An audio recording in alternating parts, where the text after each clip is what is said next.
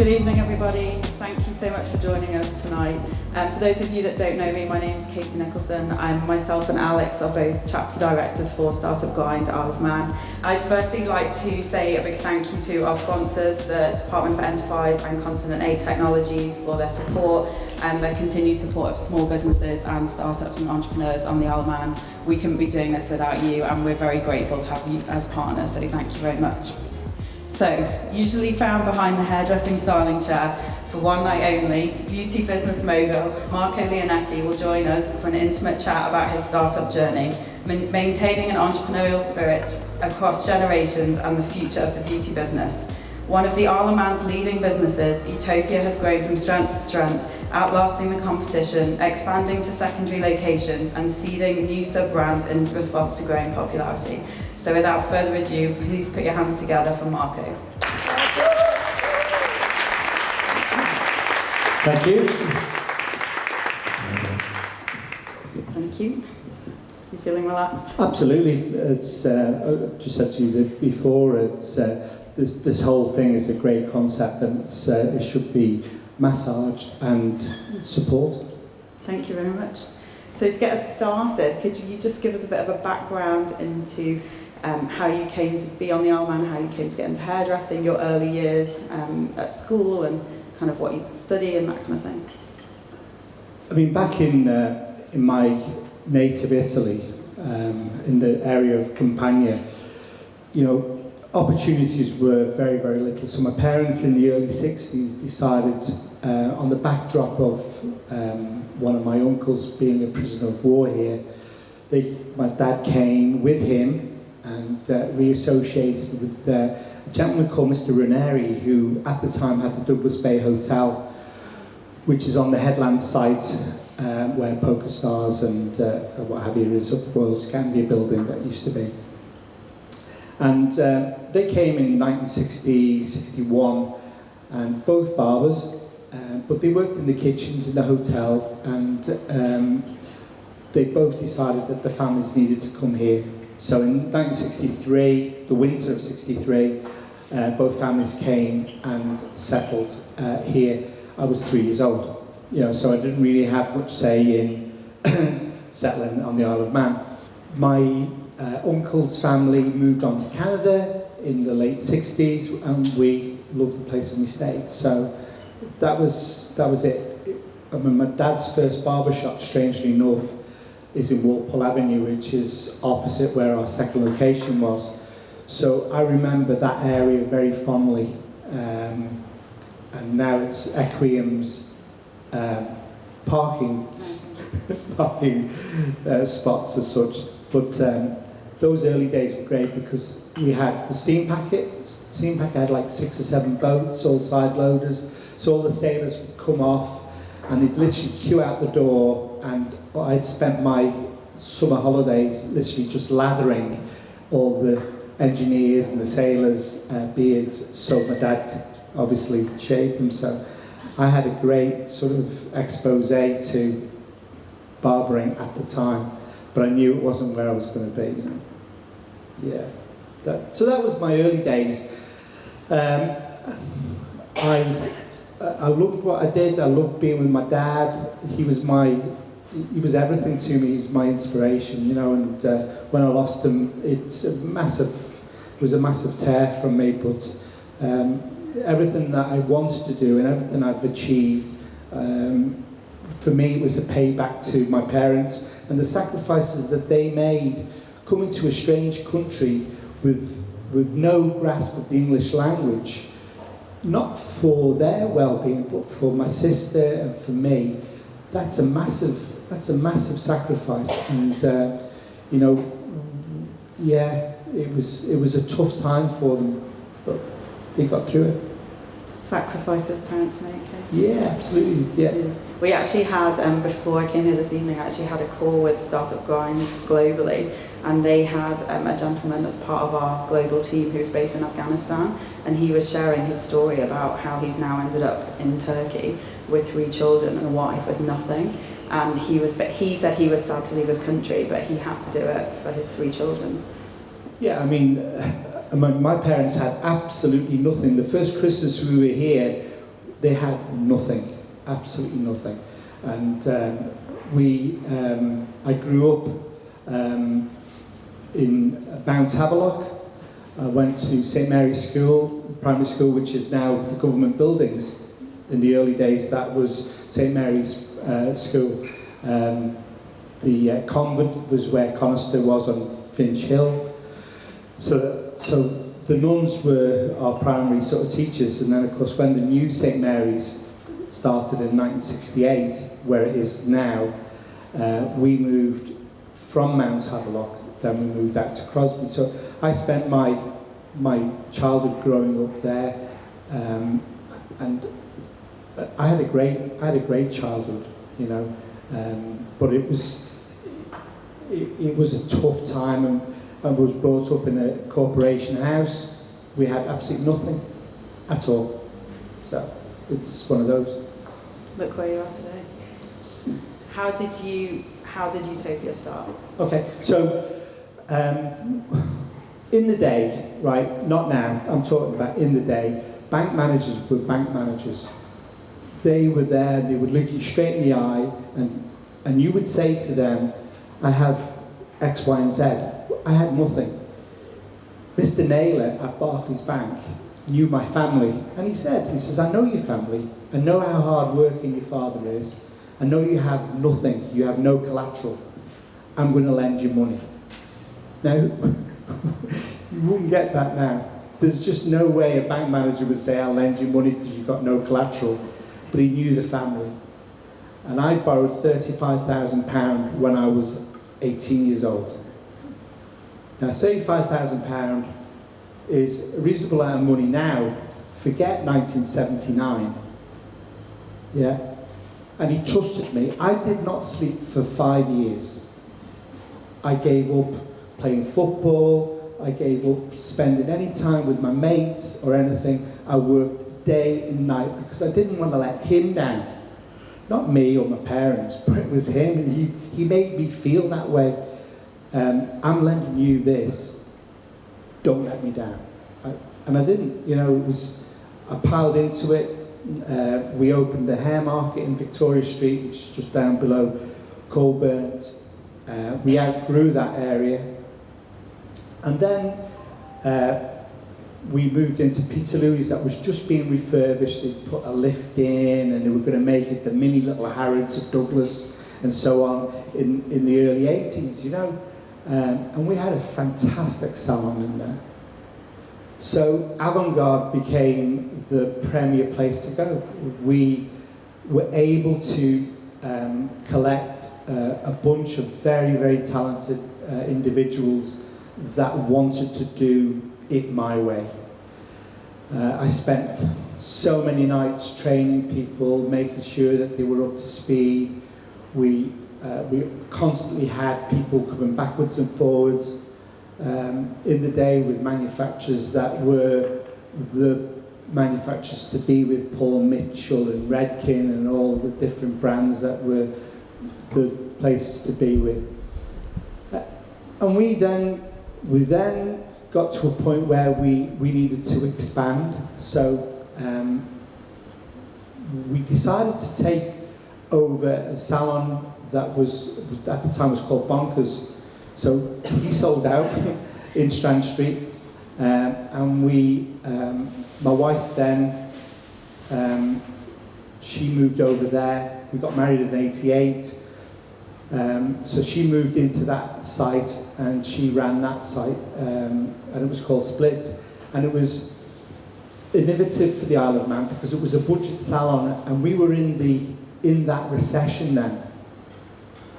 So how we handled the recession was difficult because everybody was struggling, you know. So I just said to all the girls, and at the time I think we were running about 30 plus staff.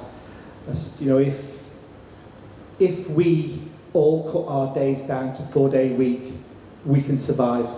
You know, we don't need to lose any jobs. And I said, it'll only be for a short period of time. And I think it was about sort of six to 8 months. But because of all that recession and the unemployment, we went down the line of running Splits as a budget salon.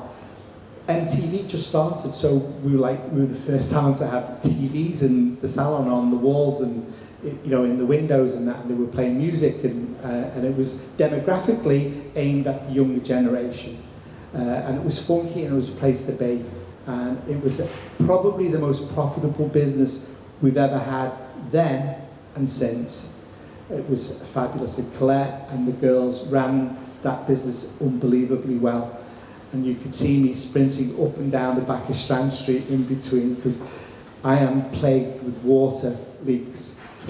My life is about water leaks. Anyway, so that's another story. Wow. So how did you go about growing your team? So when you, for example, made your first, you said you had 30 people at that point. How did you go about that hiring process? And obviously you've borrowed that money and you're committed to... Do you know, as I say, it took me 5 years. I got myself on a level with Mr. Naylor at the bank, and when we decided to move into and buy Splits, Mr. Naylor had aged a little bit, and he wasn't so welcoming there. So it was time to move on there, and I thanked him, and we moved on to the Isle of Man Bank, and they were great. They were a bit different. They supported me great with that, and we did a bit of a smoke screen then. It was a case of some places are doing that now. They either don't answer the phone, they actually create a situation where you go, well, why can't you get in? Because it's fully booked. It's fully booked for months. And people would ring up and say, I need to book a hair appointment. Well, we're fully booked for about 3 months, but I can put it on the cancellation list. Oh, okay, that'd be great. So you leave it a couple of days and you ring them back and go, yeah, we've got an appointment now for you. We had freaking loads of space, but you had to create that situation where people needed to be in there. So it was a bit of a smoke screen. We built up an unbelievable base of clients, and the demographics was important because you had people that were like that all the way through to the mature client, and that was important. You can't just aim your business at one area. You have to have a widespread. Certainly on a forward-facing business, you can't just niche yourself at one slot. So getting the right personnel to be able to service that was crucial. So my philosophy then was trying to develop ourselves to being the best salon, where anybody that cared about what they did wanted to be with you. We were the Manchester United of hairdressing. If you played for Manchester United, after that, where are you going to go? So coming to work for then Avant-Garde and Splits, where else were you going to go? So we collected and accumulated, and by the time we got to 1991, when we sold the businesses, when Dario was born in 1990, we had almost got up to about 50 plus staff. And a lot of them at that time, certainly the main players in the business, were also having children. So it was the right time for me, I'd burnt out by then. Quite honestly, I'd put my heart and soul into everything. So I wanted to be a dad. And when it wasn't even fashionable to be home with your kids, because it wasn't in the 90s, brutally it wasn't. So I decided then it was important for me to back off. We sold the business. I was in a position where I worked when I wanted to, and the rest of the time I was home with Dario initially, and then in '93 Daniela came along, and then I was with them. So in my clause of sale, I couldn't start up for 5 years. So I knew I had a 5-year radius of not working. So all my work then was off island. So I did all the training for Peter Marks Salon Group. They had over 100 salons in Ireland. So I toured Ireland. I trained all their directors. Obviously, I did all the competition work. I did 2 European and 1 World Championship with the British teams. So I had a lot of fun hairdressing. and not worrying about the income scenario because I didn't have to, you know. Probably very fortunate now to look back and know that you took that time to be able to do that. Do you know, it was strange because when we were in Peter Louis, we had a beauty therapist in there who was fantastic, but she was really not clean. And clients would come in and go, no, you know, about the cleanliness and that. And I'd say, well, it's not our business, but it's next door to us, but it's got nothing to do with us. So I'd go to the guy that was owning it, and his son was this therapist, who was very good at what she did. His boyfriend, you see. So I'd say to Alan, you know, have a word, like, because it's reflecting on us. And it carried on and carried on. So in the end, I went to him and I said, look, I tell you what, I'll just buy it out. I'll just buy the beauty therapist out, and then at least I'm in control of it. And he took umbrage to that. And he said, well, you know, no one's going to buy me out. He said, I'll buy you out. Colette will back you up. Am I right? So that's how it happened. I wasn't purposefully trying to sell out. He just turned it around and went, well, I'll buy you out. And I said, okay, let's talk then. And that's how it happened, because it couldn't have happened at a better time for me with Dario newly born. And that was it. And of course, he's set it all up, and he said, you know, 5 years, you're not working anyway. So that's how it happened, yeah. So then 5 years on, is that when Utopia was born? Yeah, 5 years on, so we went up to Port Jack. We had all the main players, all the senior girls. There was like, at the time there was like 7 really important people, and of course Tina, who's always been my right-hand man as such. So we set up Utopia up where Apollo Blinds is now. And within about, because none of us had clients, we'd not worked for 5 years, so within 2 weeks it was like they were literally queued out the door and it was upstairs. It was always going to be, I'll do 2 days, you'll do 3 days, and it was always going to be a part-time gathering. And then the brewery had just redone the Castlemona shops, and Jason Kelly said to me, he said, we've got a great unit here for you. So Mr. Campbell, John Campbell, was very kind. He said, look, I've got a lease here that says 20 years, we'll rip it up, thanks very much. So we left there after 10 months, and we moved Utopia into where we are now.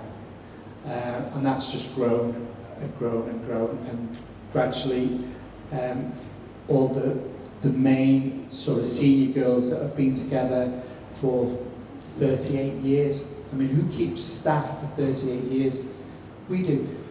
And I think loyalty is not something that you can buy, it's something that you actually earn.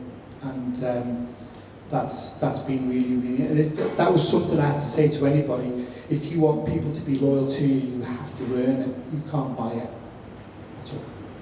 That's really quite remarkable, especially now in today's kind of current times where people are really struggling to keep staff and hire staff, and staff are getting poached, you know, for £1 more or whatever it might be. I think it's really important that you kind of have that kind of rapport with your staff and treat them in the right way so that you can keep them, because that is your business ultimately. Absolutely. I mean, you know, your staff element and the experience that they develop and they bring into your workplace is crucial, because that's what people buy. People buy people. People buy personalities. They don't buy skill. If the people they buy are nice to be with and they can back it up with talent, how can you fail? You can't fail. It's impossible to fail. You know, and being able to reinvest in your personnel, being able to reinvest in the environment and the nest that they work in is crucial. It doesn't matter what business it is, whether it's an office space or whether it's forward-facing businesses. It's crucial that everybody is happy, and to be able to make yourself available at every second of the time, and make sure that your chain of command and your structure in the workplace is there and it's accessible from somebody that's right at the bottom to somebody that's right at the top. And one of the biggest things is for me, I will clean the toilet. I will make sure the girls see me cleaning the toilet. Yeah, because I would never ask anybody to do something that I wouldn't do. And that's always been my go-to. I'll do it, you do it. In fact, I'll do it, I don't even have to ask you to do it because I need you to say, get out of the way, I'll do that. And we have that family of, that working family scenario, definitely. It's fantastic.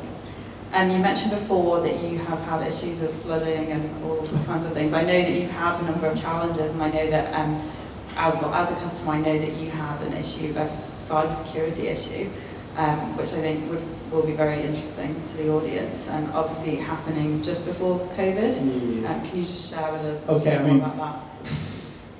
This was pre-first lockdown, right? Okay, so I get a phone call, and this is how important it is to people that have maybe just started up in business or are currently in business and stuff like that. You need to make sure that the partners that you work with, you know fully that what they're about. Right? I thought I did. I thought I knew my computer booking system partner that I'd been with for 20 years. This is a system that we were so far ahead of anybody.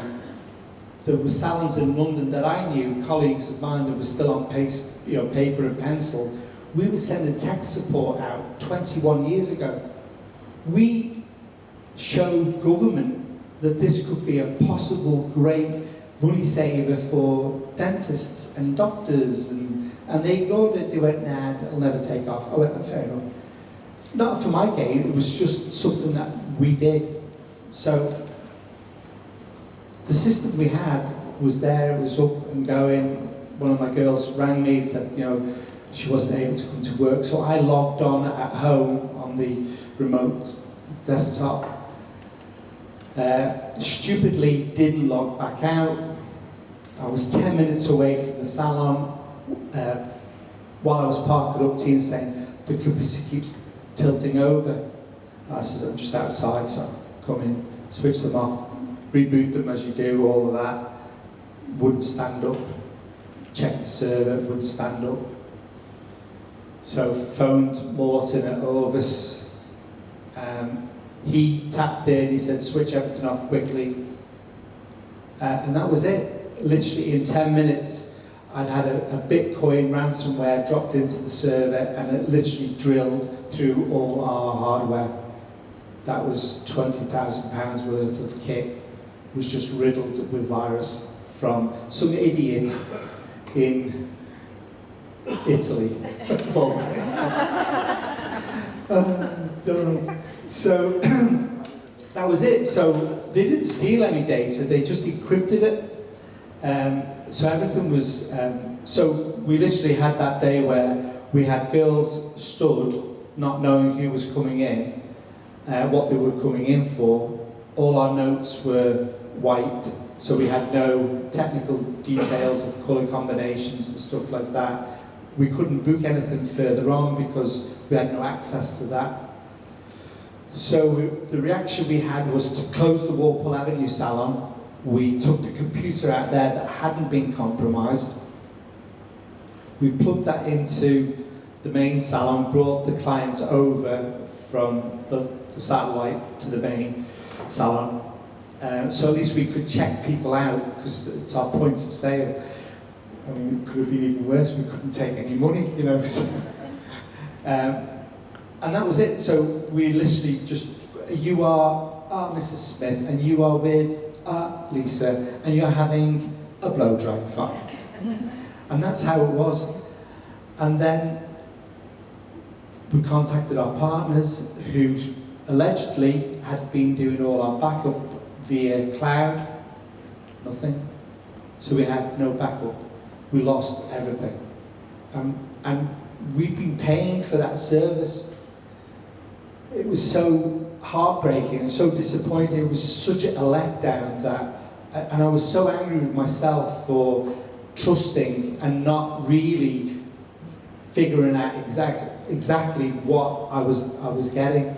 I just assumed that what I was getting was what I was paying for, and I never checked it, and that was a big learning curve for me. And the best thing that happened to us was the lockdown. We only had to endure that for 3 days, and then we were locked up for 90 days there. So it gave me a chance to walk away from it and figure out how we were going to recover. Did you have cyber insurance or anything like that? Nothing at all. It was one of those scenarios where you couldn't plan that. I mean, we're just a hair salon. Why would anybody put a Bitcoin at £400,000? Because that's what the Bitcoin balance was. Alan Chambers at government was fantastic. I have to say, government, they tried all their encryption keys to try and unlock it. They were brilliant, and I know they've got Cyber Isle in October, and hopefully for them it's going to be a successful meeting for people, because technology is the way forward. You know, we have to embrace it, but we also have to understand all the services that we're buying into. And I spent the 90 days in lockdown, and Colette will tell you, literally every day rebuilding our systems, price leveling, all the different stylist levels, all the services, all the timing. And I wanted to do it myself. I mean, our new partners, Forrest, that are based in Dublin, they said, "Oh, we can do all this for you." I went, no, I need to do it. I need to know the entire mechanics of the system. I said, "I'll do it, you tell me if I'm doing it right." So I know that system back to front, inside out, and I know it is 110% safe. And that's where you need to be. If you're running a business that needs technology, you need to know that it is 110%. That's the thing now, every business needs technology, really, in some way, shape or form. Even if you're not a tech business, you are enabled by technology, we all are. So I think that's really kind of interesting and honest account of what happens. I mean, it really could have, if we hadn't had the lockdown, it would have brought us to, I don't know how we would have functioned, because it really did take me that length of time to rebuild all the booking system, and we've got a fantastic booking system now. We've got a Apple app, you know, ISO, and Android app. Everything's seamless. It's superb. You know, one door shuts and one opens. But the other challenges that we've had, obviously, is unfortunately having landlords that don't really take up. And I'm going to be brutal here now, but you know, when you're paying a high rent, you expect that the nest that you're in is maintained, and unfortunately ours isn't being maintained. So although we spend thousands of pounds making sure the inside of our environment is spot on, what can you do if the roof leaks? You know what I mean? It's like, it's one of those, it's a flat roof, it has 12 to 15 years, it's 25 years on and nothing's been done to it. So I think this is somewhere where government needs to be able to grow some balls and look at property and say, that is derelict. You own it. Okay? You've got 1 year to do something with it. Castlemona, the golf links, these are places that have been purchased by local-based companies and they've left them to go to rack and ruin. It's not acceptable. We need to take a little bit of pride in our island, and I don't think government, as the leading people, are doing that. They need to apply pressure and say, guys, you can't carry on building that site until you sort that one out. And if I could rule the world, it wouldn't be democratic, it would be proper fascist government. There can only be one leader. Democracy, unfortunately, doesn't work, you know. And if I ran my business democratically, my people wouldn't be happy, you know. You have to love your people, you know. And and that's important. And the challenges that some businesses have had to cope with is unbelievable. Unbelievable. I know we're all sick of hearing about COVID, but I have to ask you, obviously coming from that one hacking incident to then going straight into COVID, and obviously you've said that it gave you that time, Yeah. but obviously that was one major issue, but then you had the management of your staff, making sure they kept food on their tables. Yeah. How was that? Okay, so the first lockdown, we just assumed incorrectly that it was going to be one lockdown. It was sort of 90 days. For us, it was 3 pay periods. So we fully paid off all our staff over the 3 pay periods. Obviously, we were lucky to get support from a percentage from government, like all the other businesses did. But making their wages up to their full wage, our wage bill was like £140,000 for that 3 periods. We got, I'll be honest with you, we got like 76 or something like that in from government, and it did strip a little bit of beef off our bones. And then coming into the second lockdown, it was just like another kick in the stomach. And we tried our very best to make sure that our girls were looked after financially. And I think we did a great job doing that. We didn't lose any staff. The people that didn't come back to work were people that felt a little bit of anxiety and stuff like that. And I don't understand all of that. For me, I'm very black and white. I don't have any grey areas. I wake up in the morning, I go do what I do, I love the people I'm with, I go home, I eat, I go to sleep, that's it. And all the things that I do that make me smile, I do. Things that don't make me smile, I don't do it. So that's one of the things that I've been able to embellish myself with from the early days of my sacrifices, so that I don't have to tip my hat to people. I don't have to say please and thank you, but I do. Yeah, but I don't have to. And the important thing is being your own man. I will say what I feel, not rudely, but I will say what I feel. And I think that's really important, to be honest and upfront and totally transparent. And I think the challenges that a lot of the businesses certainly on the promenade and in the town centre have had to cope with, I don't think for one moment government understand that. I think the promenade, we put men on the moon 52 years ago. How can 1.5 miles of tarmac take nearly 4 years? I was interviewed before this started,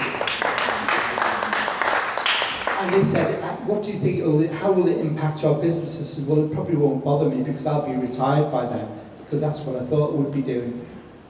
And because of this, I am nowhere near where I wanted to be at 60 years old. Because I've had to carry on doing 6 days a week in order to support my girls, because I feel responsible for them. If I walk away from that now, how do they cope? How do they cope with that scenario? And that we're constantly seeing situations where people in the departments that they're in are making decisions that are not even full of wisdom. These rondelles, right? I'm going to touch on the rondelles. Tell me to shut up if you want to, but just something simple, right? We've got these nice rondelles that are sponsored by Fenodri, because they look like a Fenodri top, okay? Do you think somebody in that particular department would have sat and said, right, let's put this material down on the road, let's see how it handles rubber, oil, and wear and tear, to see if it discolors? It's down at 1 week and it looks a shambles already because of all the rubber and tyre marks on it. I'm a colourist. I can tell you that any primary colour put to black you will never see. Red on black green on black, yellow on black, you will never see. Because that's the way primary colour works. White on black is fantastic. That's why time memorial we've always had a zebra crossing that is white and black. If you put a whole section of road for push bikers to go down the Glen Crutchley Straight, yeah, and a bus route, that's fine. But it doesn't work because you can't have traffic going down the Bray Hill and left down Broad and right down Trimo. You can't have them in one lane. I can tell you that, and I'm not a government minister. So the situation is that costs money to do. That costs taxpayers money to do. And it also costs taxpayers money to put back the way it should be. Because it always worked. The roundabout and signpost and all that, yeah. So, that's my fault, I did that, I signed it off. Nobody accepts responsibility. And I feel that certain department ministers have lacked their ability and their responsibility to communicate to the Manx public, to businesses and say, look, do you know what, I'm in here halfway through this situation, I'm not making any promises, and all I'm going to say is we're going to try our very best to get this promenade completed ASAP. Okay? I'm not going to give you any date timelines, I'm not going to say it's September, which year. Because I'll tell you now, that promenade will not be finished by September of next year. Forget this one. You heard it here first. Honestly, I'm telling you now. Guaranteed it will not be. And why do we celebrate the Bee Gees? Great, we finished the Bee Gees. Fantastic. How about finishing the Bee Gees when the promenade's finished? So, there you go. Now you've got me going now. If you'd been able to retire, you could have run in the next election happening next week. If I could run, and we've had, I've had long conversations with the chief constable, and yeah, we could run a police state, definitely. Because he is so under budgets. Who organises budgets? How can you have a business that suggests that if you don't use it, you lose it? That is, you should be congratulating departments for bringing money back, saying, we didn't need all of that, boss. That's fantastic, well done. That's how you bring a business forward. You don't have a scenario where I've got £100,000, let's buy 6 more vans. Let's go and spend it, because if we don't get that much next year. Honestly, I don't know how they run their business. The Isle of Man government should be run as a business, and I'm not here to talk about the Isle of Man government, but I have, unfortunately, that's fine. Something into it. So off the back of the fact that you would have ideally liked to be retired by the time you were 60, yeah. And you've obviously got Daniela with Purite and other family members involved in the business, what are your plans, what is happening, how are you planning on that succession planning for your business? Daniela's business is, I'm unbelievably proud of what she's achieved with Purity, and her expansion up to Cycle 360 was fantastic. She's now consolidating, and that's good because she's got a little boy now. My grandson, who I love to pieces. Dario has got an unbelievably excellent talent. He's Dario. I mean, he's brilliant. So Megan and my baby girl, Hallie Rosa. So my family's complete. If I drop tomorrow, I would be a complete man. So in terms of what I've achieved and how my family has grown, I'm immensely proud of. And everything they do, they work hard, they've got good work ethics, they've got fantastic partners, Megan and Ben. Megan's a great teacher, and Ben's the top barber in the Isle of Man, and honestly, he's phenomenal. So having all these creative people within the confines of our family, you know, our dinner table on a Sunday is fantastic. Moving on, my nephew Julio is the next generation. We know we need to have that ability for utopia to continue. It has to carry on because we have so many talented kids coming through. I have 13 people in our academy that I do all the training with. So sustainability and the continuation of the business is there. So I'm gently now moving the business onto Julio and allowing him to make all the crucial decisions. I have to hold his hand because of that promenade, you know, and because of COVID. And until we navigate out of this, we're going to go headlong into probably a shitstorm of a recession, because you can't backfill what we've lost in the last 2 years. Not through anybody's fault, but we can't backfill that in. So we are going to go into some sort of global recession of some sort, and it will be important that people are brave. We have to stay brave. We have to believe in the products that we have, in the people that we have around us, and we'll get through it. You know, it's not going to be black clouds and, you know, and doom and gloom. But the strong businesses are going to get stronger, and the weak businesses that don't care, the little pop-ups and things like that that just popped up because they can do, they either muscle it and go further and get real, or they die, you know. Yeah, I would agree with that. I think it's been a very challenging time for everyone, but I think that there's people that have, you know, really put their heart and soul into supporting their staff, supporting the local economy, and just really trying to keep moving forward. And it's that difficult balance, isn't it, for government to decide how long do they continue supporting businesses, which businesses, how would those businesses even still be in business if it hadn't been for COVID anyway, and that tie-up between supporting them and supporting businesses that are actually actively giving back and contributing to the economy. I think first and foremost the government have to be congratulated, because, you know, I've ripped the back out of them in some areas, but it has to be noted that they were new to this as well as everybody else, and they reacted correctly and supported the businesses. Certainly the first lockdown, they had to, you know, and they've done everything that there was needed to be done. I think David Ashcroft's been fantastic. I think the Chief Minister's been fantastic as well. I think in the early days, their communication and their ability to make sure that people were kept up to speed.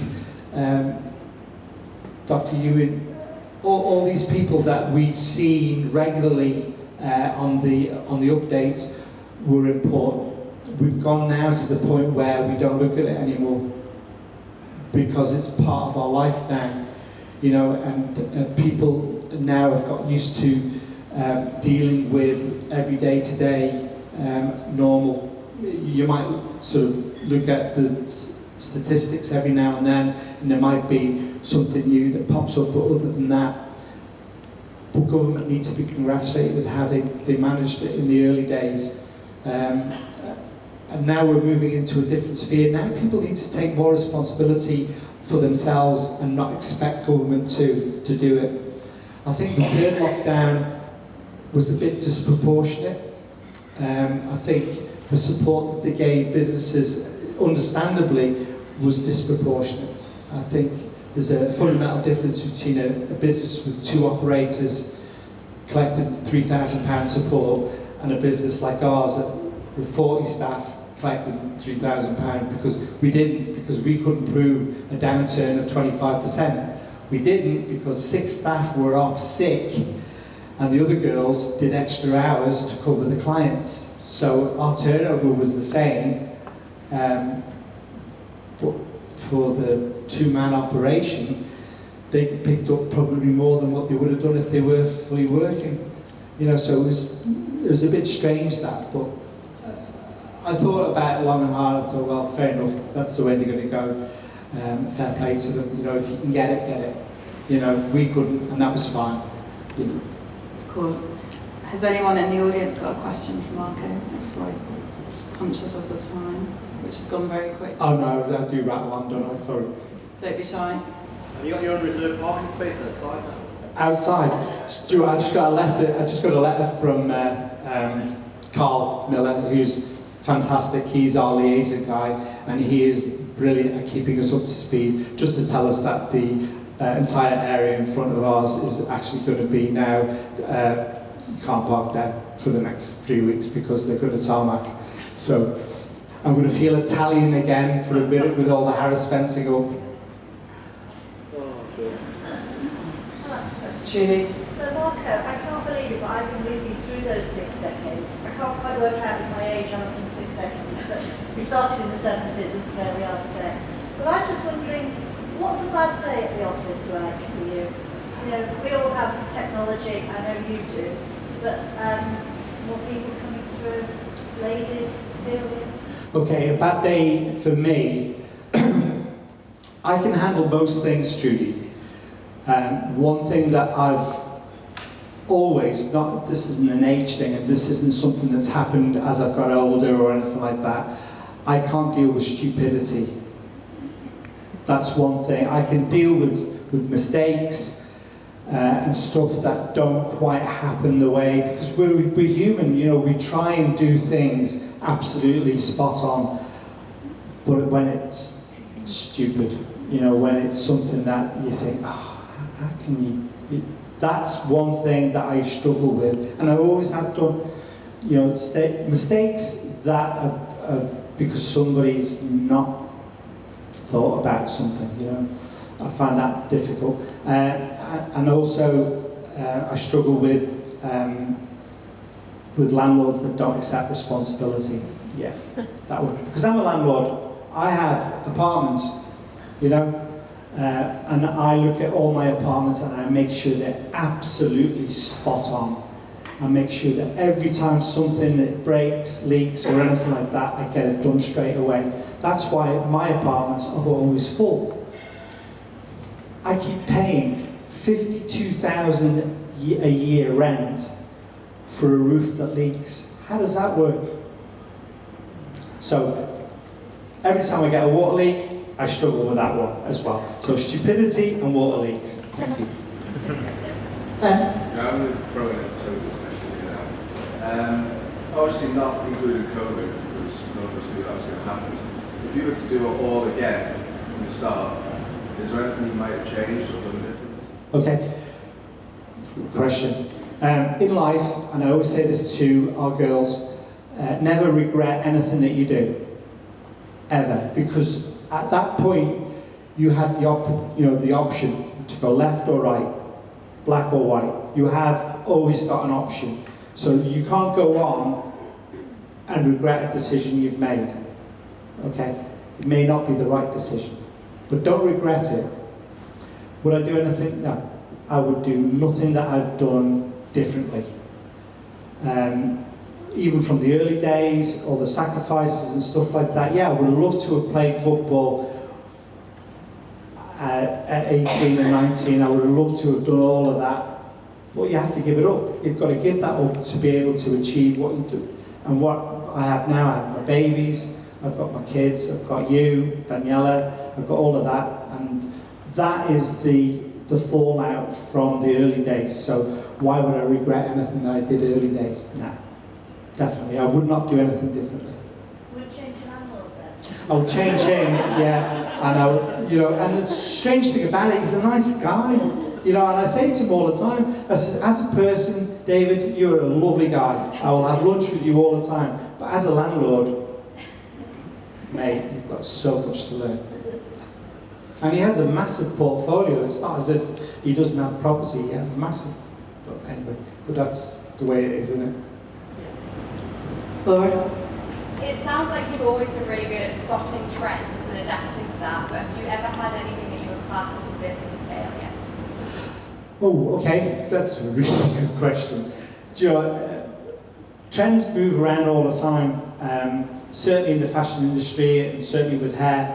In the early days, it was quite strange because I would spend a lot of time working in Knightsbridge and those areas, the West End and what have you, with some top salons. And we'd go in with, as technical director for a hair manufacturing colour company, I'd go in and do all the training for their colourists. And I always felt that the trends that they were trying to adapt were very much for show. So we moved it on, and each decade you'd go through that sort of scenario where this was the latest Sassoon collection, this was the latest Toni and Guy selection. The bottom end is, they weren't their collections, they were generated by a poor hairdresser that would put £2,000 or £3,000 into models, and a photographer do a complete photo shoot, then go out and try and sell them to these salon groups. So they weren't achieved by Sassoons or Toni and Guy. These were achieved by individuals that were selling their souls to these companies. So trends were generated by individuals, not by salon groups. And I was lost to that. That was a complete surprise to me. So I thought, wow, that's a great collection. That was a summer collection for Sassoons, and it wasn't them that did it. It was Arthur down the road that had put a shed load of money into a model and a photographer. It's different now, because now it's all digital. It's all technology, and competition work and show work is so different. So trends flow and ebb. You go on Instagram and you've got a whole sort of myriad of looks from people that you've never even heard of, because they are social media hairdressers. Everything's photoshopped, everything's tidied up and presented that way. So us, the poor hairdresser in the salon, gets a picture, they go, oh, I look like that. I'm like, really? Okay. Great, well, that's not doable. So those are the challenges now that we have, because social media has created it. But trends have now done the full circle, and we're going now into the 70s shag cut and stuff like that, which is fantastic. I love them. I love those feather cuts and that, and they're funky, but everything's got to move with it. And the people that come in for them are maybe a bit whimsical and thinking that it just happens by itself, and aren't prepared to put half an hour in effort into it, And hairdressing has become so cheap, because balayage gives you no responsibility to your regrowth. Everybody's wearing their hair long. Everybody wears their hair long. So you just trim the ends off it. Nobody wears these short little croppy things anymore that needs cutting every 4 weeks.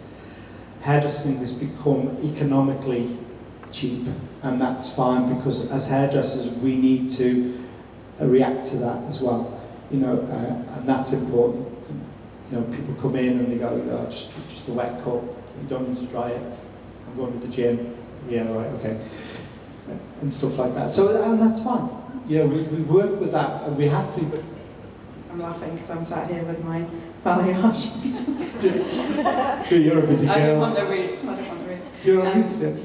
Tracy, did you have a question? Yeah, I did. Obviously, running a business can be a very lonely place sometimes. And I'm interested to know who you stand off to. Who do you get wise counsel from with regards to running the business? That is a very good question. One of the important things in my relationship, we've been married 32 years, I've never mixed business with our married relationship, because that wouldn't be fair. Although Colette's always insisted on being just one of the girls, So I don't ever really get too involved in discussion at home. Certainly in the early days, we would get in the car and we'd talk about, and then when we got home, that was it, done. And we always made that as a rule. Never talk about business at home. because otherwise you become a working partnership, and that's not how you should have your domestic life. So I would say I would probably walk myself off to a corner with my 6 huskies and talk to myself about it, and maybe try and look at the situation, from different angles, as opposed to having a consigliere or somebody that I can go and say, what do you think? So yeah, I do a lot of talking to myself and try and figure it out that way, because I try and keep it like that, then that way I can run in myself to blame, and that's a good dictator, isn't it? It's quite tough, but yeah, dictator probably is the right word. Okay, I'm just conscious of time. Does anyone have any more questions? I've got one final one. So, from my perspective, it's been fantastic to have you here. You must be immensely proud, and I'm sure all your family are, of what you've achieved. Thank you. It's obviously been superb to hear your story. If you could give anyone here this evening one piece of key advice on their business journey, what would it be? I would probably go back to one of the things that I touched on before. I think you've, first and foremost, have got to be brave. You've got to believe in the product that you have, whatever it is. You've got to believe in that. It can't be just, I'm going to give that a whirl. Be brave, believe in your product, make sure that you associate yourself with people that swim in the same direction as you. Your best partner is your bank manager. Don't get into bed with people that you don't trust. And other than that, understand every single facet of your business.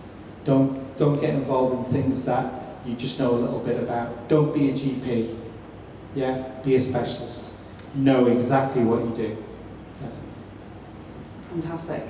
Thank you so much. Thank you. And you've got a great thing. This sort of grind is great. So you keep going. You and Alex, make sure that you keep it going, because it's a good thing to do. And I'm sure you're going to have lots of interesting people over the next period of time. Definitely. Well done. Thank you very much.